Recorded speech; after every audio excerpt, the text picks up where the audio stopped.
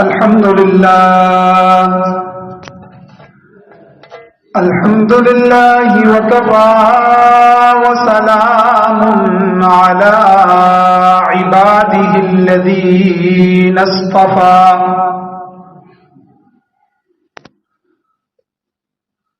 أما بعد فأعوذ بالله من الشيطان الرجيم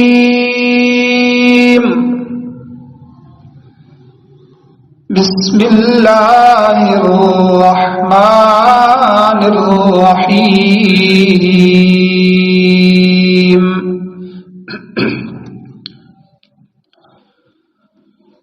يرفع الله الذين آمنوا منكم والذين أوتوا العلم درجات وقال الله تبارك وتعالى في مقام آخر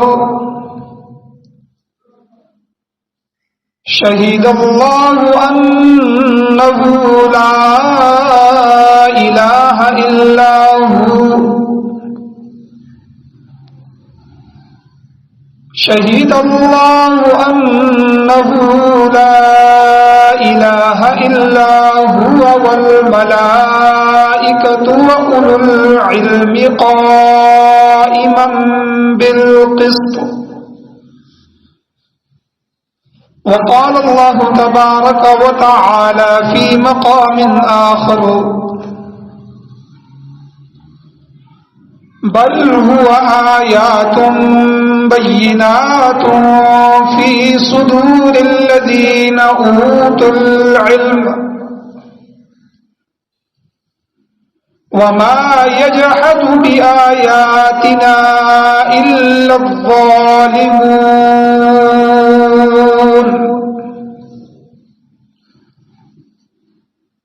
وقال النبي صلى الله تعالى عليه وسلم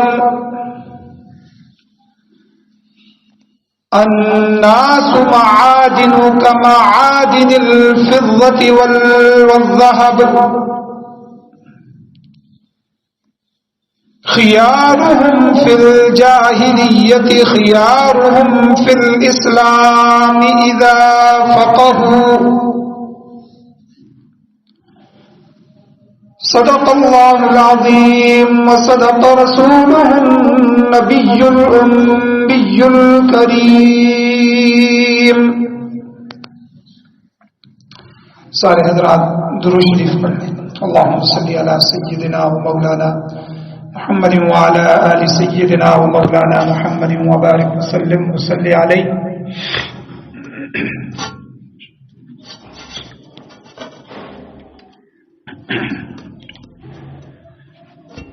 میرے واجب الاحترام، میرے بزرگوں، دوستوں، نوجوان ساتھیوں،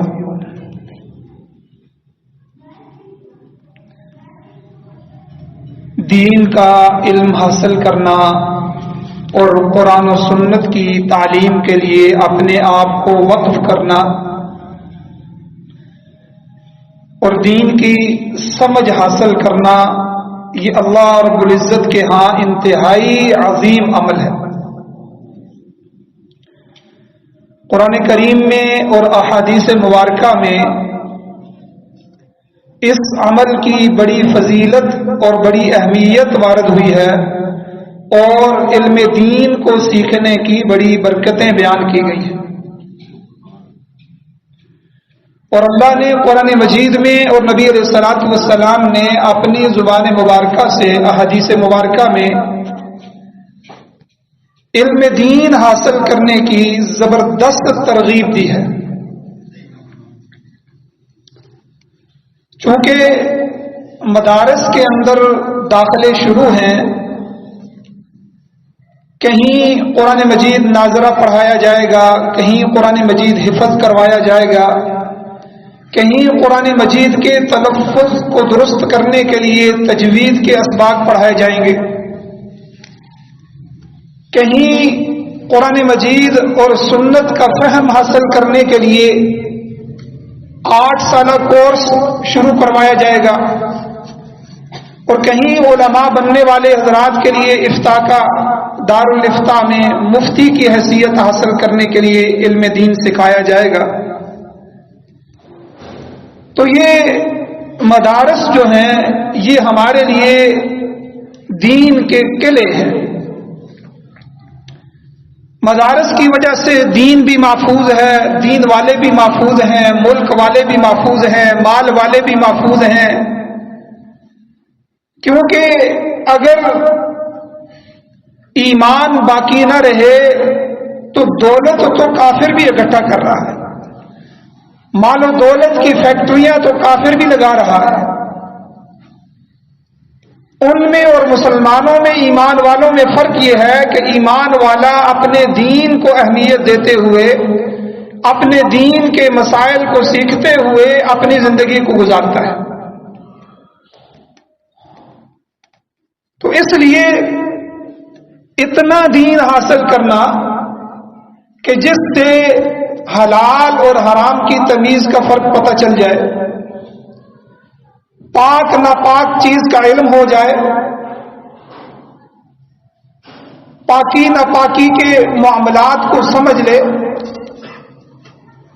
تو یہ ہر مومن مرد اور عورت پر فرض ہے. لیکن دین کے تفصیلی احکامات کو سیکھنے کے لیے ہر علاقے سے اتنی بڑی تعداد کہ جو اس علاقے کی ہدایت کے لیے کافی ہو جائے، یہ بھی فرض کفایہ ہے. اور اس سے ہٹ کے ہر ایک کے لیے دین کو تفصیلاً سیکھنا یہ بھی مستحب ہے. تو علم دین کو سیکھنا اور سکھانا، اس کے بڑے فضائل اور بڑی اہمیت قرآن و سنت میں بیان کی گئی ہے اور اس کی بڑی ترغیب دی گئی ہے. تو بہت مبارک لوگ ہیں وہ کہ جو اپنی اولاد کے لیے، اپنے لیے مدارس کا رخ کرتے ہیں، ان کو قرآن مجید ناظرہ پڑھاتے ہیں، ان کو کے لیے حفظ کا اہتمام کرتے ہیں تاکہ رب کا یہ قرآن میری اولاد کے سینے میں آ جائے. پھر اس قرآن کی افہام و تفہیم سمجھنے سمجھانے کے لیے مدارس میں ان کو داخل کرواتے ہیں. تو سب سے پہلے علم دین کی اہمیت قرآن مجید کی روشنی میں آپ کے سامنے بیان کرنا چاہتا ہوں. سورہ آل عمران میں اللہ رب العزت ارشاد فرماتے ہیں، آیت نمبر 18 ہے کہ شہید اللہ، اللہ گواہی دیتے ہیں. کس چیز کی؟ انہ لا الہ الا ہو، کہ بے شک وہ اللہ ہی الہ ہے، اس کے علاوہ کوئی الہ نہیں.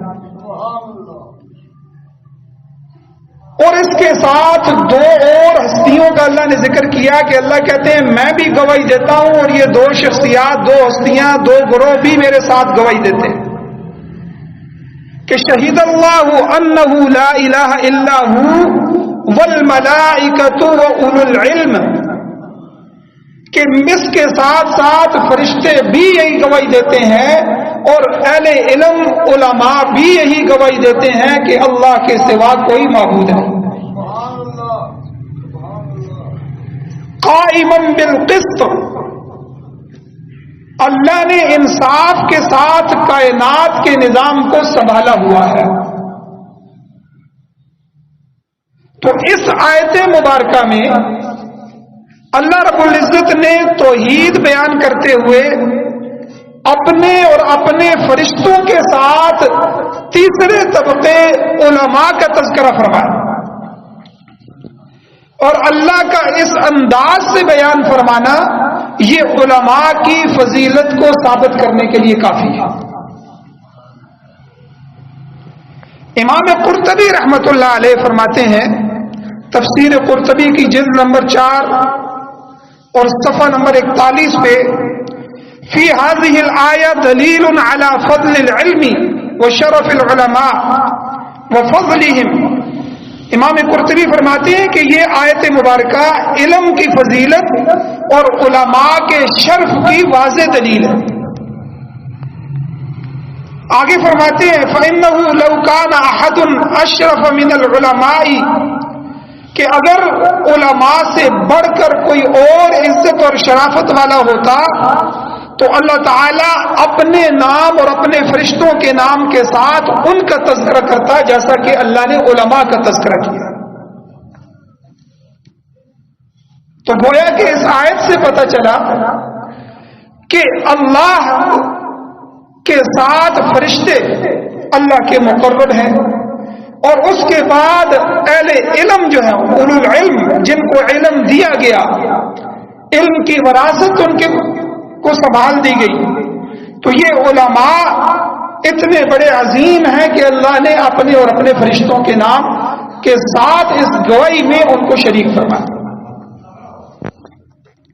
اسی طرح سورہ طٰہٰ کی آیت نمبر 114 ہے، جس میں اللہ اپنے پیغمبر کو فرما رہے ہیں کہ وَقُلْ رَبِّ زِدْنِي عِلْمًا، اے میرے پیغمبر آپ مجھے یہ کہتے رہا کریں، آپ مجھ سے یہ دعا کرتے رہا کریں، کیا ربی، اے میرے رب، زدنی علما، میرے علم میں اضافہ فرما، میرے علم میں ترقی فرما، میرے علم میں زیادتی فرما۔ تو غور کیجئے کہ اللہ رب العزت نے پورے قرآن مجید میں صرف ایک چیز زیادہ مانگنے کا اپنے محبوب پیغمبر کو حکم دیا، اور وہ چیز دین کا علم ہے کہ اے اللہ ہر لمحے، ہر گھنٹے، ہر دن میرے علم میں اضافہ فرما۔ تو علم والوں کی اہمیت اس آیت سے بھی اندازہ لگائی جا سکتی ہے۔ اور اسی طرح سورۃ العنکبوت کے اندر 49 نمبر آیت ہے، اللہ تعالی فرماتے ہیں کہ بل ہوا آیات بینات فی صدور الذین اوتوا العلم،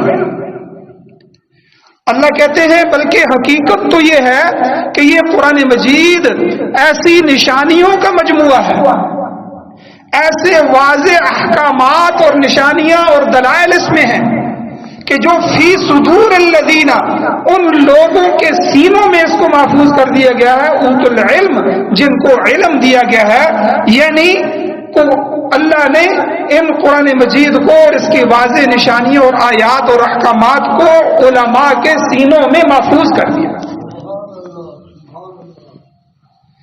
وما يجحد بآياتنا الا الظالمون، اللہ کہتے ہیں اب کوئی ظالم ہی ہو سکتا ہے کہ جو ہماری آیات کا انکار کرے، ظالموں کے علاوہ کوئی ہماری آیتوں کا انکار نہیں کر سکتا۔ اسی طرح اسی سورہ عنکبوت کی آیت نمبر 43 میں دوسری جگہ اللہ فرماتے ہیں وَتِلْكَ الْأَمْثَالُ نَضْرِبُهَا لِلنَّاسِ، کہ یہ جو ہم مثالیں بیان کرتے ہیں نا قرآن مجید میں، کبھی مکھی کی، کبھی مچھر کی، کبھی جو ہے وہ ذوالقرنین کی، کبھی کسی پیغمبر کی، کبھی کسی کی، اللہ کہتے ہیں یہ مثالیں نَضْرِبُهَا لِلنَّاسِ، ہم ان کو لوگوں کے لیے، لوگوں کے فائدے کے لیے بیان کرتے ہیں۔ آگے اللہ فرماتے ہیں اہل علم کی شان بیان کرتے ہوئے وما يعقلها الا العالمون، کہ ان مثالوں کو، ان آیات کو نہیں سمجھتے مگر وہی لوگ جو علم والے ہیں۔ ہماری ان آیات کو، ان مثالوں کو علماء سمجھتے ہیں، پھر وہ آگے مخلوق خدا کو سمجھاتے ہیں۔ تو اس میں بھی، اس آیت کے اندر بھی اللہ تعالیٰ نے اہل علم کی فضیلت بیان فرمائی ہے کہ اہل علم میرے سب سے زیادہ قریب ہوتے ہیں، میری آیات کو سمجھتے ہیں، میرے قرآن مجید کو پڑھتے پڑھاتے ہیں، میرے قرآن مجید کے احکامات کو جانتے ہیں، میرے قرآن مجید کی تفسیر کو جانتے ہیں، میرے نبی کی احادیث اور سنت کو پہچانتے ہیں۔ تو وما يعقلها الا العالمون، کہ وہ صرف علماء ہی اس کو سمجھتے ہیں اور آگے لوگوں کو پڑھاتے ہیں۔ اسی طرح اہل علم کا مقام بیان کرتے ہوئے اللہ تعالیٰ سورہ فاطر میں فرماتے ہیں، 28 نمبر آیت ہے، اللہ کہتے ہیں انما یخشی اللہ من عبادہ العلماء، کہ اللہ سے اس کے بندوں میں سے وہی ڈرتے ہیں جو علماء ہوتے ہیں، جو علم رکھنے والے ہوتے ہیں۔ تو علماء نے لکھا ہے کہ اس آیت میں غور کرنے سے 4 باتیں پتہ چلتی ہیں۔ سب سے پہلی بات کہ خوف اور خشیت اس کا مدار ڈرنے والے کے علم اور اس کی معرفت پر ہے. چونکہ مخلوق میں سب سے زیادہ اللہ کی صفات کی معرفت، اللہ کی ذات کی پہچان اور اللہ کی ذات کے بارے میں علم یہ حضور اکرم صلی اللہ علیہ وسلم کو تھا. اس لیے آپ علیہ الصلوۃ والسلام ہی مخلوق میں سب سے زیادہ اللہ سے ڈرنے والے. اور صحیح بخاری اور مسلم کی حدیث موجود ہے کہ سرکار دو عالم صلی اللہ علیہ وسلم نے ارشاد فرمایا کہ اللہ کی قسم میں اللہ تعالی کو سب سے زیادہ جاننے والا ہوں اور سب سے زیادہ میں اس اللہ کا خوف رکھنے والا ہوں. تو ایک بات تو یہ پتہ چلی کہ ڈرنے والے علماء ہیں اور ان کو اللہ کی معرفت حاصل ہے. دوسری کہ لوگوں کو چاہیے کہ زیادہ سے زیادہ اللہ تعالیٰ کی ذات اور صفات کی صحیح طریقے سے معرفت اور علم حاصل کریں تاکہ ان کے دلوں میں بھی اللہ کا خوف پیدا ہو جائے.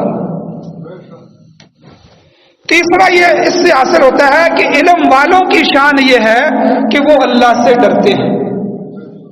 چوتھی بات کہ علم والے بہت مرتبے والے ہیں کہ اللہ تعالیٰ نے اپنی خشیت اور خوف کو ان میں منحصر فرما دیا.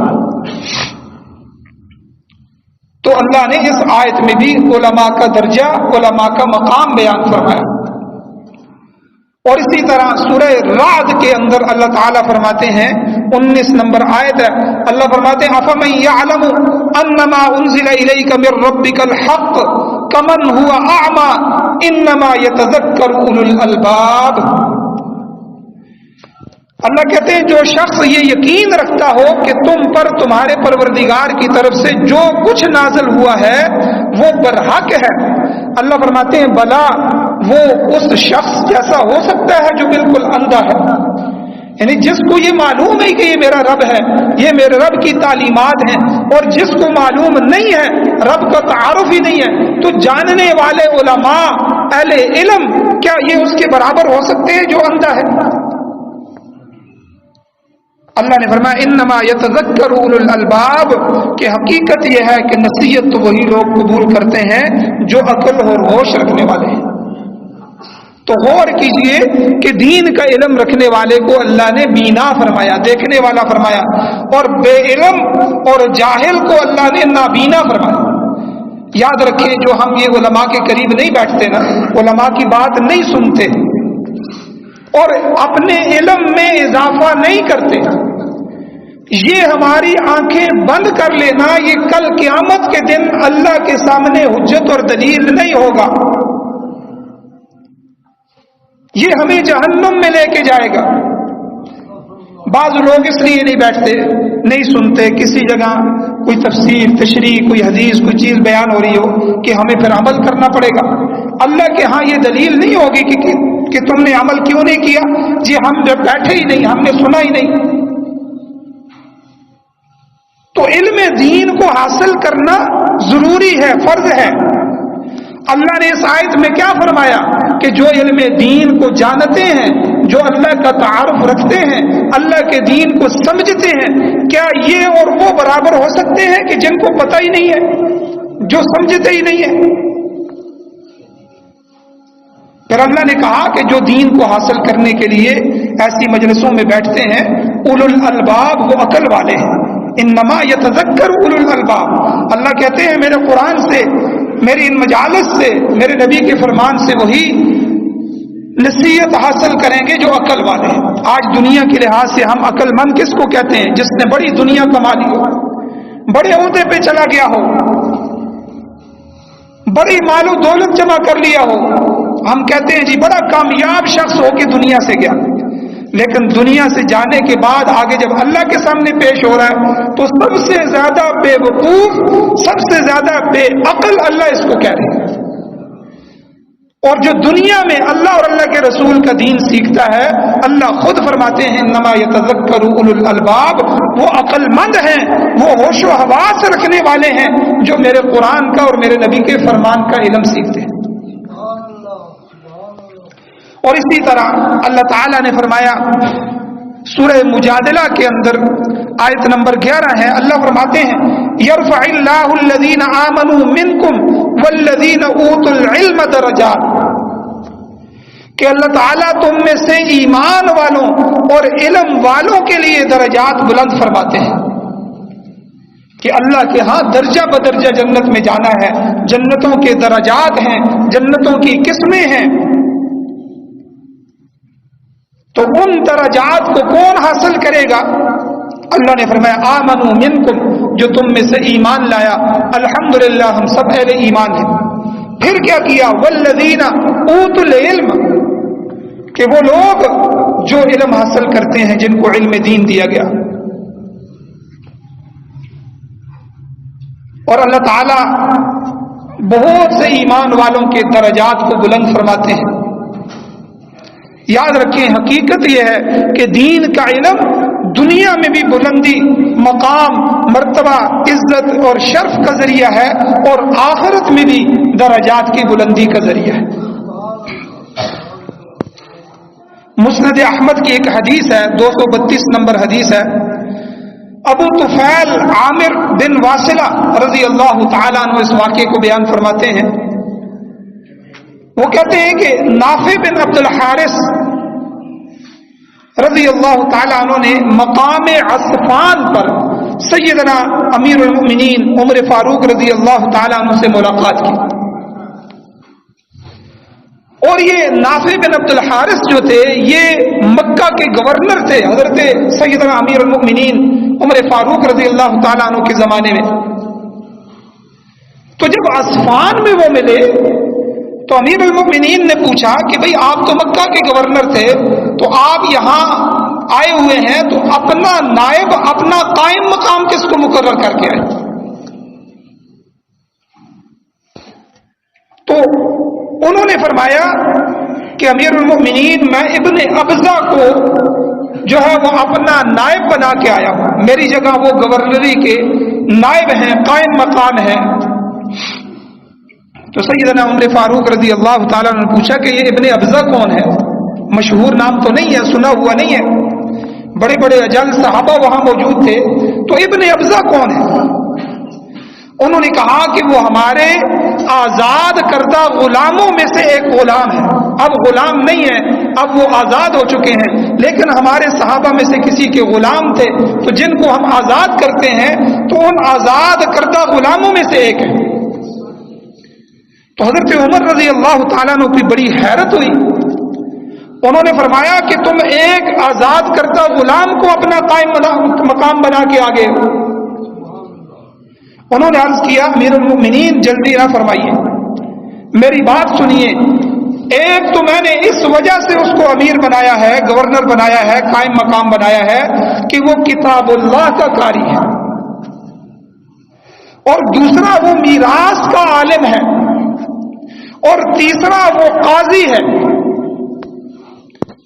تو یہ سن کر سیدنا عمر فاروق رضی اللہ تعالیٰ نے خوش ہو گئے اور فرمایا کہ تمہارے نبی صلی اللہ علیہ وسلم کا یہ فرمان سچ ہے کہ اللہ تعالیٰ اس قرآن مجید کے ذریعے ان اللہ یرفع بہذا الکتاب اقواما ویضع بہ آخرین، کہ اللہ تعالیٰ اس قرآن مجید کے ذریعے بہت سے لوگوں کو سربلندی اور بلند و عزت والا مقام عطا فرماتے ہیں، اور اسی قرآن مجید کی وجہ سے، اس سے اعراض کرنے کی وجہ سے، اس کو پشت ڈالنے کی وجہ سے اللہ اس قرآن کے ذریعے بہت سے لوگوں کو پست کر دیتے ہیں۔ تو آپ دیکھیں کہ علم دین نے ایک غلام کو گورنر بنا دیا، اللہ نے دنیا میں بھی اس کو عزت عطا فرمائی۔ اور آپ دیکھیں مسجدوں میں جب امام مقرر کیے جاتے ہیں، اب ہر قوم کا بچہ، نائی ہے، موچی ہے، کوئی بھی ہے، وہ علم دین حاصل کرنے کے لیے جاتا ہے، وہ عالم بن کے آ جاتا ہے۔ اب مسجد میں جب ان کا تقرر کیا جاتا ہے، ان کو رکھا جاتا ہے، تو کبھی کسی نے نہیں پوچھا کہ آپ کی قوم کیا ہے، بس آپ نے کہاں سے پڑھا ہے، آپ کی فراغت ہے کہ نہیں ہے، آپ کے پاس سند ہے کہ نہیں ہے۔ ان تحقیقات کے بعد اس کو اپنا امام مقرر کر دیا جاتا ہے، اور جب وہ اللہ کا قرآن پڑھتا ہے اور نماز پڑھاتا ہے تو بڑے بڑے ملک، بڑے بڑے خان، بڑے بڑے چودھری اس کے مقتدی بن کے اس کے پیچھے کھڑے ہوتے ہیں۔ ہر مسجد میں آپ جا کے دیکھ لیں، دیہاتوں کے اندر سے کیسی کیسی جو ہے قوموں سے اللہ تعالیٰ نے اس دین اور قرآن کی وجہ سے علماء کو سربلندیاں عطا فرمائی.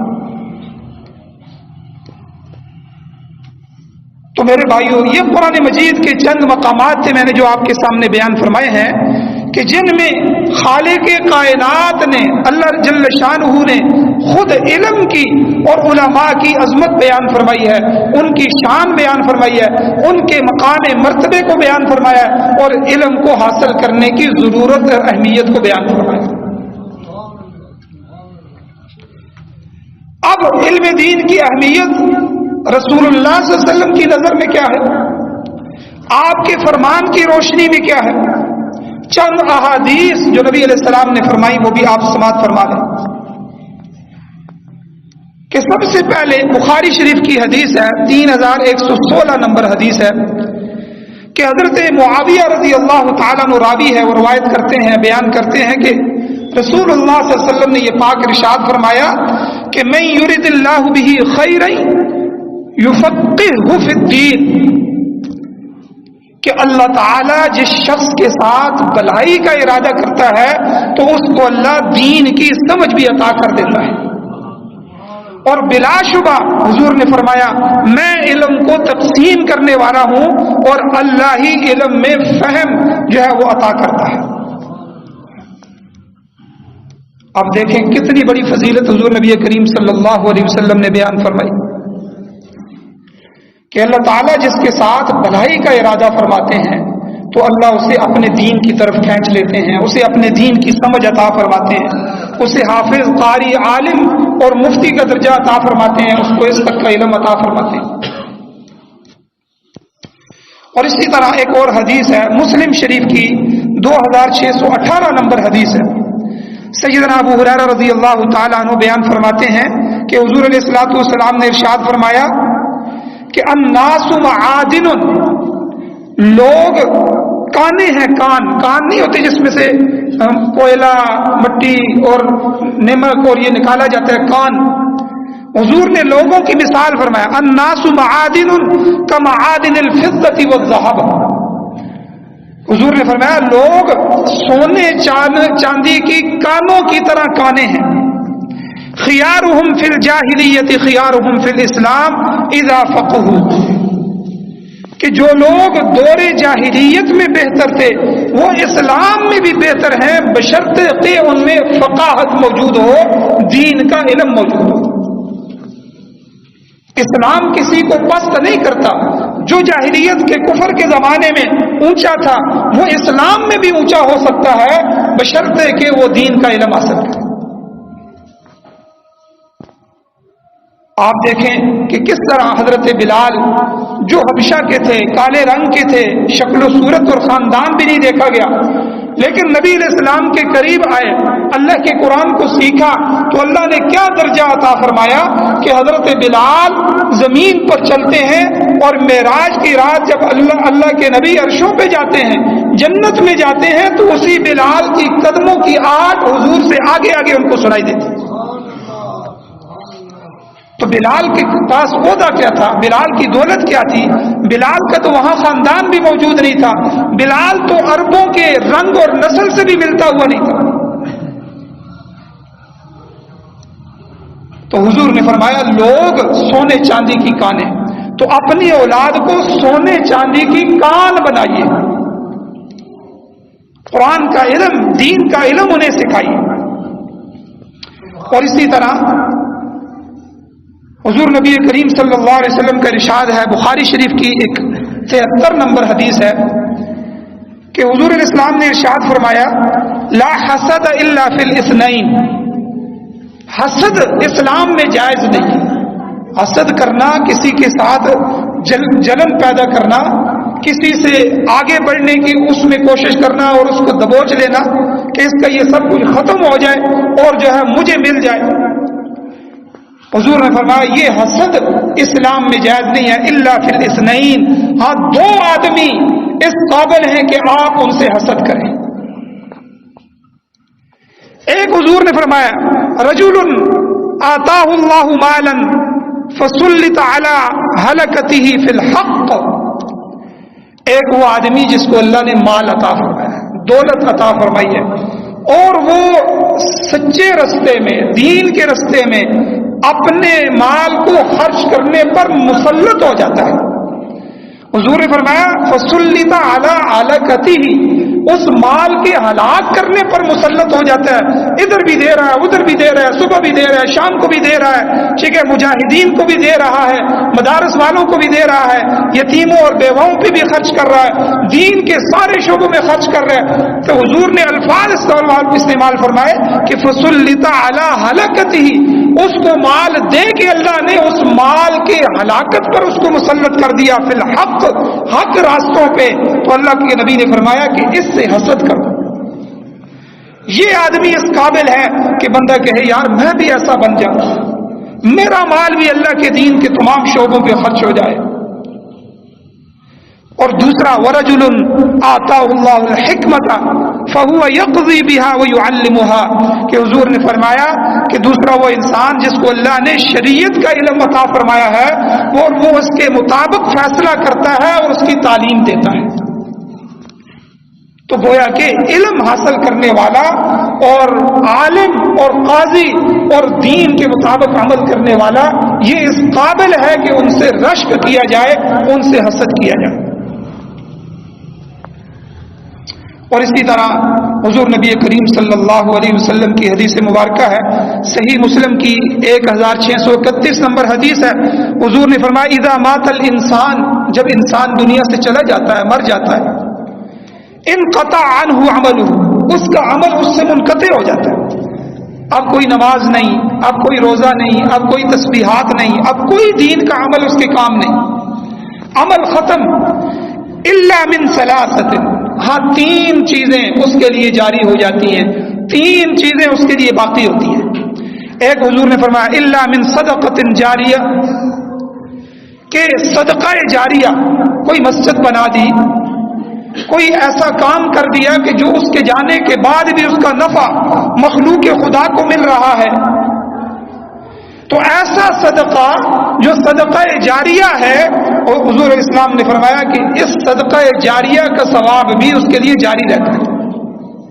کسی آدمی کے اوپر دیکھا کہ وہ نمازی نہیں ہے، پکڑ کے اس کو ترغیب دی، آہستہ آہستہ نمازی بنا دیا، اب یہ تو دنیا سے چلا گیا اور اس کا وہ عمل جاری ہے، وہ نماز پڑھ رہا ہے۔ کسی کو قرآن کا حافظ بنا دیا، کوئی حافظ قرآن پڑھ رہے تھے اور وہ عالم بننا چاہتے تھے، ان کی مالی کیپیسٹی نہیں تھی، تو اس نے کہا جی مال میں خرچ کرتا ہوں، تم جاؤ علم دین پڑھو، تمہارے سفر کے اخراجات میں برداشت کروں گا، تمہاری کتابوں کے اخراجات میں برداشت کروں گا۔ اب اس نے کیا کیا؟ اس نے ایک عالم تیار کر دیا، ایک حافظ قاری تیار کر دیا، اب یہ دنیا سے چلا گیا ہے، لیکن یہ صدقہ جاریہ ہے جو اس کے نامہ اعمال میں جاری ہو گیا۔ اور دوسرا حضور نے فرمایا او علم ينتفع به، کہ ایسا علم جس سے فائدہ اٹھایا جاتا ہے، کسی کو کوئی بٹھا کے مسئلہ سمجھا دیا، کسی کو زکوٰۃ کا مسئلہ نہیں پتا تھا، وہ ساری زندگی اسے پتہ ہی نہیں تھا زکوٰۃ دینی ہے کہ نہیں، اس نے اس کو زکوٰۃ پہ اللہ کے فرض حکم کی طرف لگا دیا کہ بھائی یہ تو اختیاری چیز نہیں ہے، جس طرح نماز روزہ فرض ہے زکوٰۃ بھی فرض ہے، آپ نے یہ حساب کتاب کرنا ہے اور اتنی زکوٰۃ دینی ہے۔ اب یہ علم کہ ينتفع به، اس سے آگے لوگوں کو نفع ہوا، تو اب وہ جتنا بھی اس پر عمل کرتا رہے گا اس کے کھاتے میں اس کا ثواب جاری ہو جائے گا۔ اسی طرح او ولد صالح يدعو له، یہ تیسری چیز جو ہم سب کے لیے، کہ کوئی نیک اولاد جو میت کے لیے دعا کرتی رہے۔ کسی نے اپنے بچے کو حافظ اور قاری بنا دیا، تو ہمارے ایک عالم بڑی زبردست بات انہوں نے کی، فرمایا کہ یہ جو ہم اپنے بچوں کو حافظ قاری اور عالم بنا دیتے ہیں، تو یہ اسی طرح ہے کہ جس طرح ہماری پینشن جاری ہوگی۔ جب تک سرکاری آدمی کام کرتا ہے اس کو تنخواہ ملتی ہے، تنخواہ جب وہ کام سے فارغ ہو جاتا ہے، 60 سال کا ہوتا ہے یا ریٹائرمنٹ لے لیتا ہے، تو اس کو اچھی خاصی رقم مل جاتی ہے، اور پھر اس کو ہر مہینے پینشن ملتی ہے۔ اب وہ کام کاج کچھ بھی نہیں کر رہا، مفت کی پینشن اس کو ملتی ہے۔ تو فرمایا کہ یہ نیک بچہ حافظ قاری عالم یہ اپنے والدین کے لیے ان کے مرنے کے بعد گویا کہ پینشن جاری ہوگا. اب وہ چلے گئے اور یہ مفت کا ثواب ان کے کھاتے میں جا رہا ہے. تو بہرحال میرے بھائیوں، اللہ تعالیٰ نے بڑا کرم فرمایا ہے کہ اللہ نے اب آج سے 30-35 سال پہلے مدارس نہیں ہوتے تھے، پورے شہر میں ایک مدرسہ بھی نہیں ہوتا تھا، علماء بہت کم ہوتے تھے. تراویح میں سنانے کے لیے اکثر جگہ صورتیں پڑھتے تھے، قرآن سنانے والا ہی نہیں ہوتا تھا. اور الحمدللہ آپ حضرات نے تعاون کیا، مدارس قائم ہوئے، مدارس آباد ہوئے. آج الحمدللہ ہماری اس گلی میں 3 بڑے مدرسے قائم ہیں، جن میں 3-3, 4-4, 5-5 کلاسیں حفظ کی چل رہی ہیں. یہ ایک گلی کی یہ کارگزاری ہے. تو آپ اندازہ لگائیں کہ اب تو اتنے زیادہ حفاظ ہو گئے ہیں کہ اب تو گھروں کے اندر، بیٹھکوں کے اندر اور کھلے میدانوں کے اندر اور مسجد کے اندر، مسجدوں کی چھتوں کے اندر، تہخانوں میں ہر جگہ بچے قرآن سنا رہے ہیں. تو اب تو علم دین سیکھنا بھی آسان ہو گیا. تو اس لیے میرے بھائیوں، میں نے اللہ جل شانہ کے قرآن مجید سے بھی اہل علم اور علماء کی فضیلت کو بیان فرمایا. نبی علیہ الصلوۃ والسلام کی احادیث مبارکہ کے جو ہے روشنی میں بھی آپ کے سامنے اس موضوع کو کھول کے بیان کیا. تو یہ مدارس میں ابھی یہ 4-5 دن داخلے چل رہے ہیں.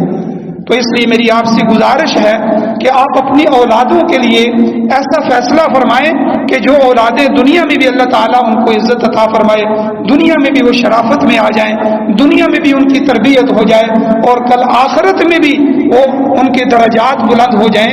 اور آپ اگر دنیا سے چلے بھی جائیں تو وہ آپ کے لیے صدقہ جاریہ بن جائے. تو تمام حضرات سے خصوصی گزارش ہے کہ وہ اپنے بچوں میں سے ایک بچہ تو اللہ تعالیٰ کو دیں کہ جس کو حافظ، قاری اور عالم بنائیں، اور تاکہ وہ آپ کے لیے بھی، ہمارے لیے، سب کے لیے ذریعہ نجات بن جائے. اللہ تعالیٰ سے دعا ہے اللہ ہمیں عمل کی توفیق عطا فرمائے اور اپنے دین پر مکمل جو ہے وہ عمل کرنے کی توفیق عطا فرمائے.